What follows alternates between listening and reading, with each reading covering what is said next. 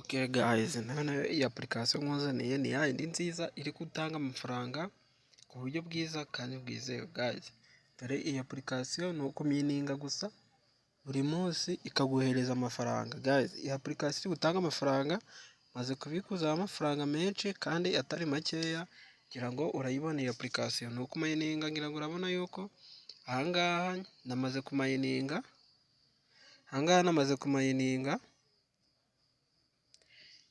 guys, ngira ngo urabibona yuko nasoje kumayininga. Ntegereje yuko umunsi w'ejo urangira, hanyuma nanjye nkongera ngakora mayini bikongera gutangira kubara, ubundi ngakomeza gukora mayini guys.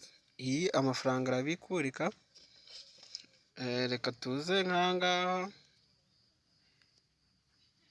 ahangaha kuri mi, tuze ahangaha kuri mi twakanda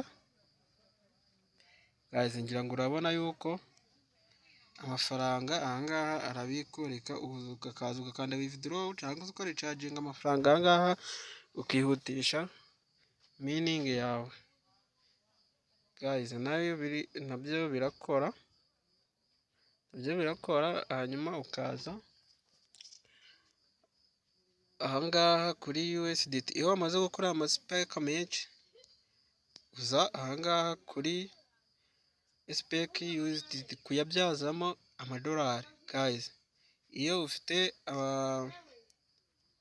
amasitake 20, ahangaha niyo uza ukaricagingamo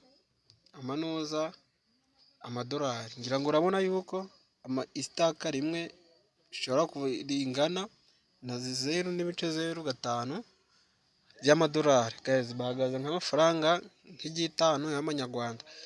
Ngira ngo urabona yuko ibingibi guys birakora.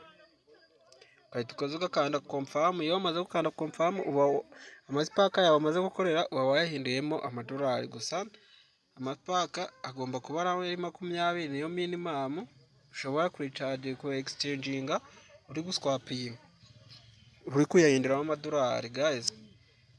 Hanyuma ibyo ngibyo iyo bimaze kuba wamaze kujya guys, rero nongeye kukwereka uburyo ahangaha wakongera amafaranga kuri application. Ni ukuza ukajya ukora mining ya buri munsi, cyangwa se ugatumira abantu. Itumiye umuntu nabwo baguha bonus guys. Iyi mining niba utarayikora, kubwije ukuri yuko nta kintu uri gukorera amafaranga. Aha hasi kuri online arakorerwa cyane guys. Kora ibintu nkweretse. Niba uri musha, ubanza wakanda subscribe kuri channel yanjye, ubundi nkwereke ibintu tuzadusanga kuri channel yacu.